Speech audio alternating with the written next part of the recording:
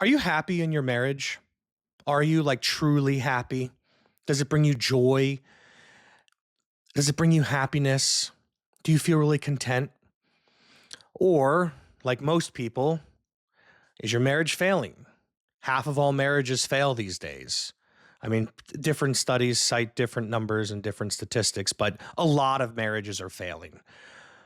The problem is that in our modern day, people think that marriage is supposed to be here to make them happy. Marriage is about happiness. That's the lie that you've been sold. And that's why, for many people, their marriages are failing. So, what are marriages really about? Why even get married? Because happiness is fleeting. You're going to have seasons of happiness, seasons of loneliness, seasons of sadness. Happiness kind of comes and goes. There's going to be times when you're happy and times when you're not. And if the marriage contract in your head is, I want to be happy, well, what's going to happen on the day when you're not? Does your marriage just end? Do you just tear up the contract?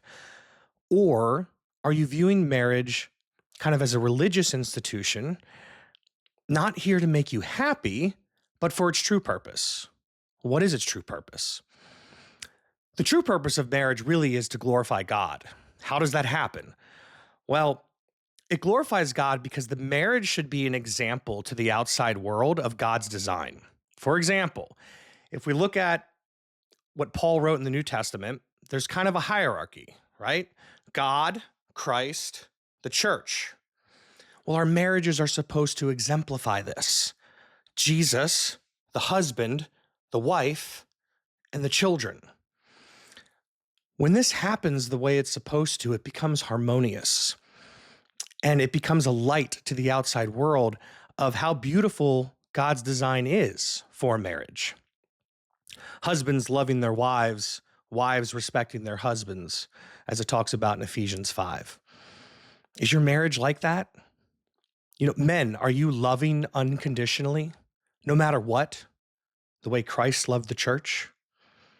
Wives, are you respecting your husbands? Do you admire your husband the way the church admires Jesus? If you're not, you might be doing it wrong. So the purpose of marriage really is about glorifying God. Full stop. Now, in addition to that, I think God uses marriage as a tool for sanctification, not salvation. Sanctification is the process of becoming more and more Christ-like throughout your life. God does this in a bunch of different ways, usually through the Holy Spirit. But marriage is one of those things. When you get married, you become one flesh, and you're supposed to grow together in the direction of God. Is your spouse, your husband, your wife, are you moving towards God together? Are they bringing you closer to God? Or are they bringing you farther away? These are questions that you should be asking yourself, because the true purpose of marriage is not for you to be happy, but it's to glorify God and for you to become more and more like Christ every day. I don't know. Just questions that you should ask yourself. Ask your spouse, hey, are we growing together? What are we doing to grow together? Well, the answer's in Ephesians 5. Husbands, love your wives. Wives, respect your husbands. It's not the other way around. It doesn't say husbands, respect your wives. Wives, love your husbands. Now, should you respect your wife? Yes, yes. Should a wife love her husband? Absolutely. But it's not the key ingredient. God put the key ingredient of what is required for a successful marriage because he's the designer. Men, love your wife, no matter what.